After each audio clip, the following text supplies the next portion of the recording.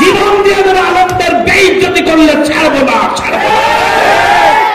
জীবন দিয়ে দেবো, কোরআনের সাথে গাদ্দারি করলে প্রয়োজন বোধে 1,00,000 বার ফাঁসির মঞ্চে তুলবো। এরপরে কোরআনের সাথে গাদ্দারি করলে তার জহবা মাটির যে পাড়ায় শুয়ে ফেলবো। কথা ঠিক কিনা? আল্লাহু আকবার। কোরআনের জন্য জীবন দেওয়ার জন্য রাজি আছি ইনশাআল্লাহ।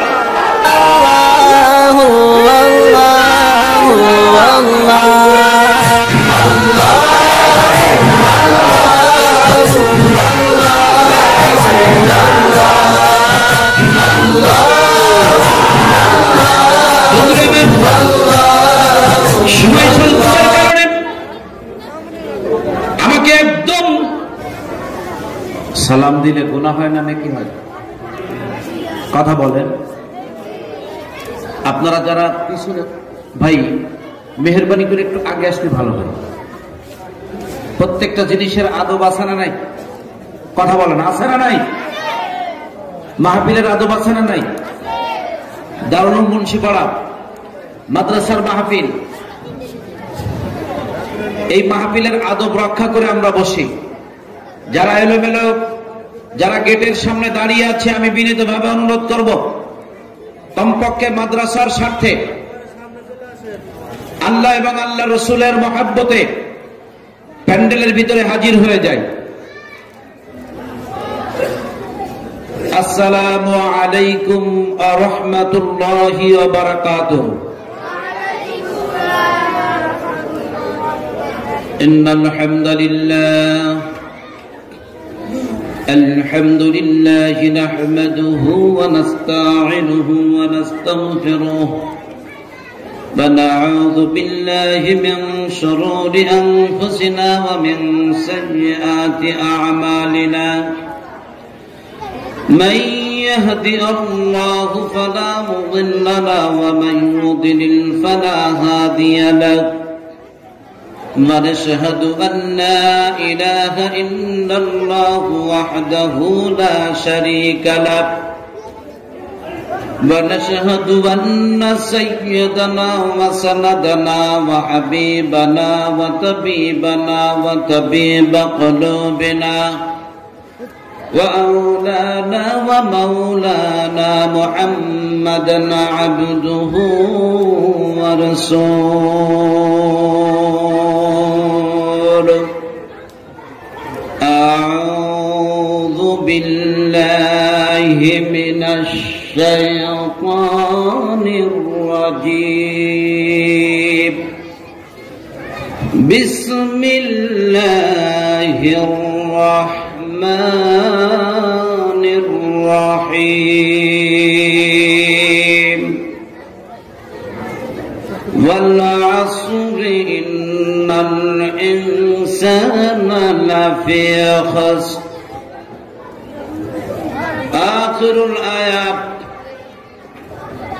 أو كما قال عليه الصلاة والسلام. وقال تعالى: وصدق رسوله النبي الأمي الكريم ونحن على ذلك لمن الشاهدين والشاكرين والذاكرين والحمد لله رب العالمين.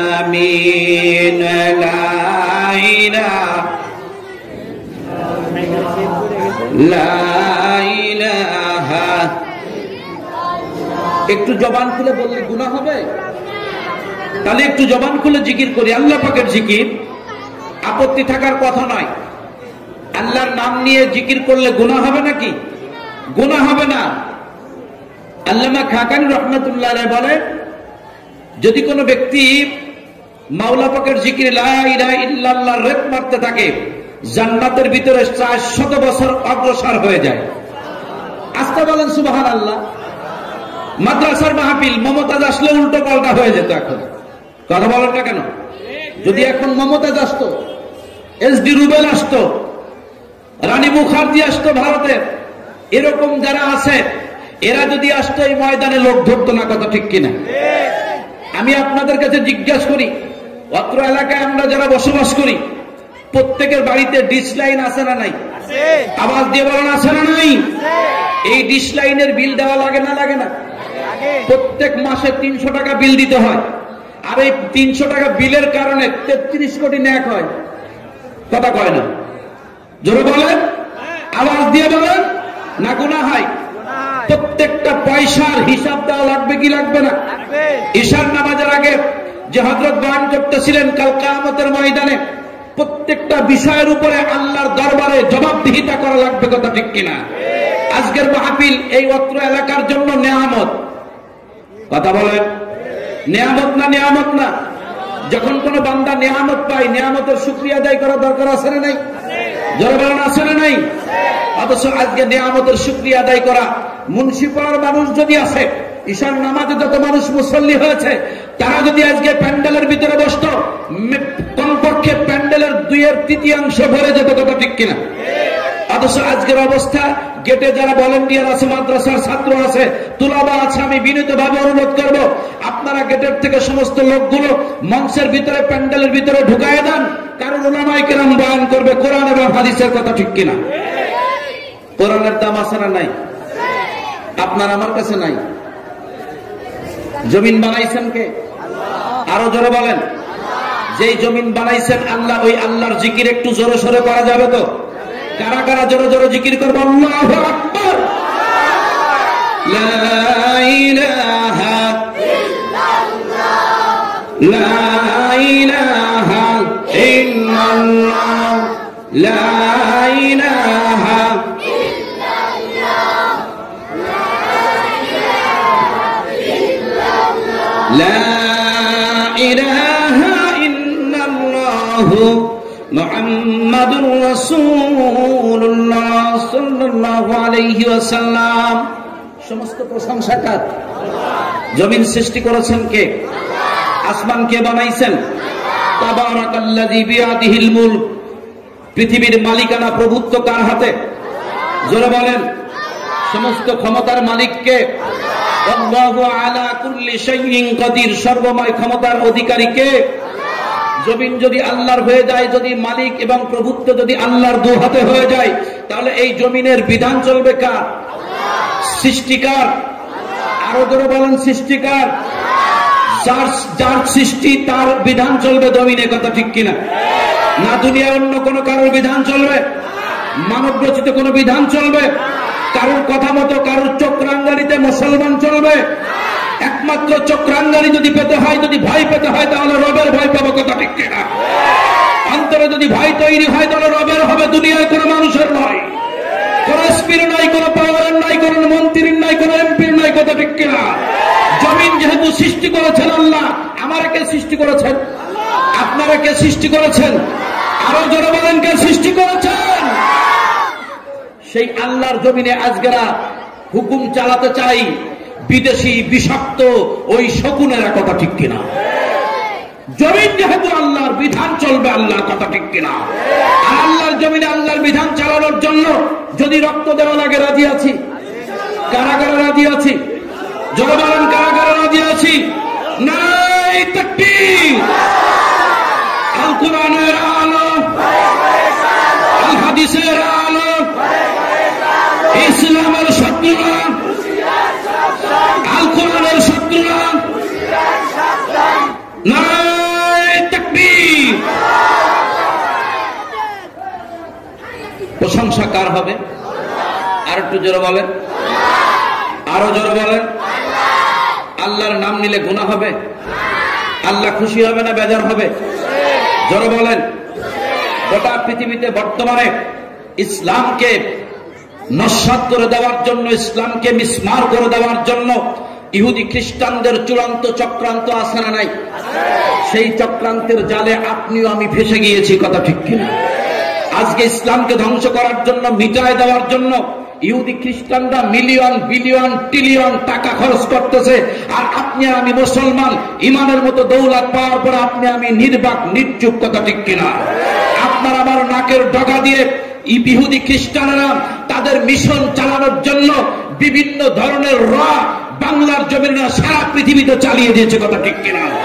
খোদার কসম করে বলি, যদি উলামায়ে কেরাম না থাকতো, যদি দারুল উলুম দেওবন্দ না থাকতো, যদি হাটাদারি মাদ্রাসা না থাকতো, বাংলার জমিনে কওমি মাদ্রাসা যদি না থাকতো, অত্র এলাকায় দারুল উলুম মুন্সিপাড়া কওমি মাদ্রাসা যদি না থাকতো, এই সমাজ থাকতো না। এই সমাজ একটা অসুস্থ সমাজে রূপান্তরিত হতো, কথা ঠিক কিনা? এই অসুস্থ সমাজকে সুস্থ করার জন্য উলামায়ে কেরামের আজকে যেই ত্যাগ, যেই তিতিক্ষা, আগামী দিন, আগামী অদূর ভবিষ্যতে জাতি স্বীকার করতে বাধ্য, কথা ঠিক কিনা?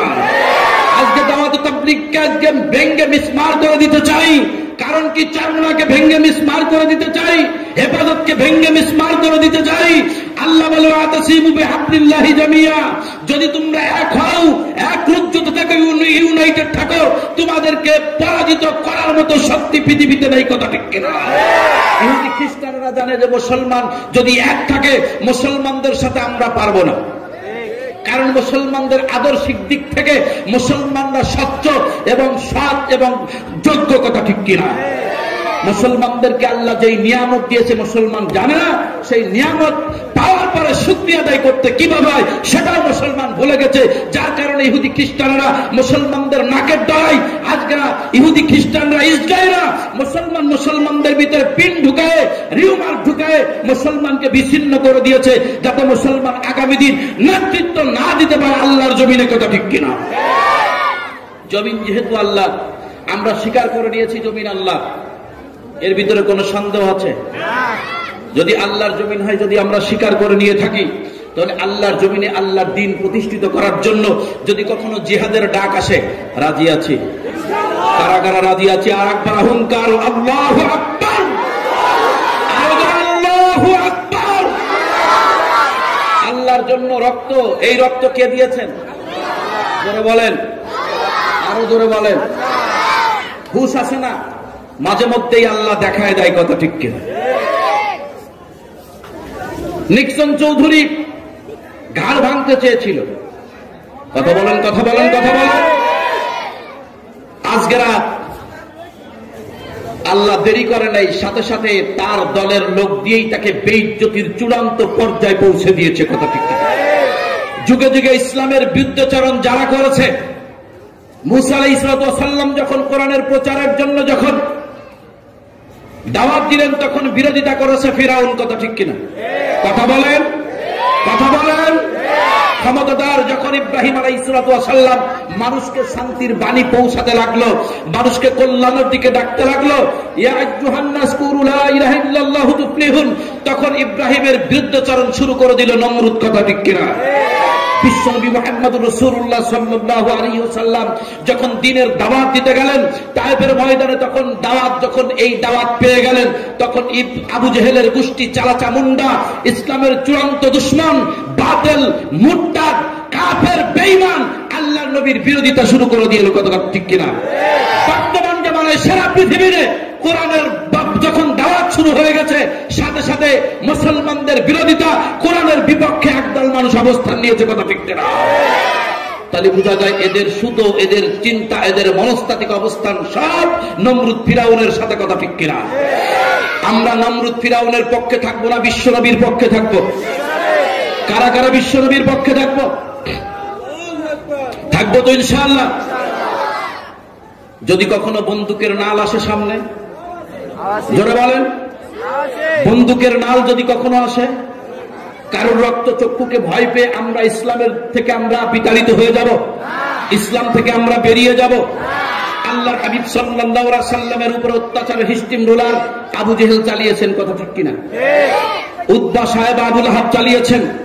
আল্লাহর নবী কি তাদের রক্ত চক্ষুকে ভয় পেয়ে, তারা কি আল্লাহর নবী তাদের ভয়ে ভীত হয়ে ঘরের ভিতরে চুরি করে বসে আর ইসলামের দাওয়াত দেয় নাই? এমনটি জোরে বলেন, দেয় নাই এমনটি?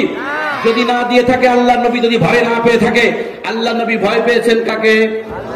মিশন কার বাস্তবায়ন করার চেষ্টা করেছেন? জোরে বলেন। আমরা যদি আল্লাহ নবীর উম্মত হয়ে থাকি, আমরা দাবি করতে পারি কি আমরা আল্লাহ নবীর উম্মত? কারা কারা আল্লাহ নবীর উম্মত?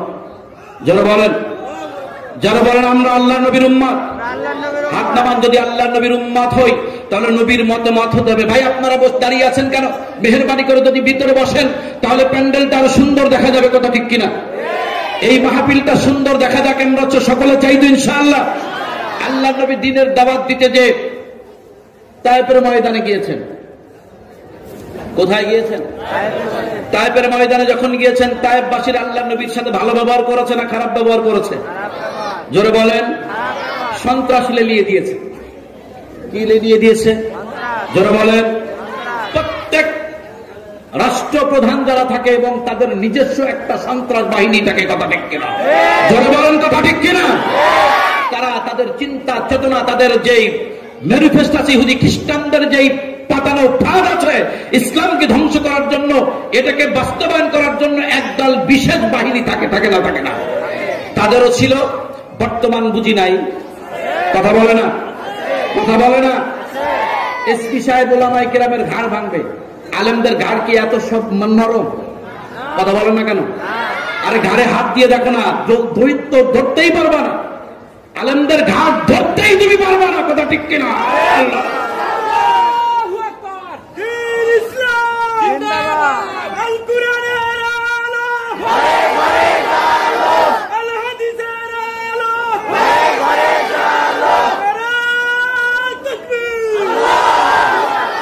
বন্ধুরা আমার, সময় স্বল্পতার কারণে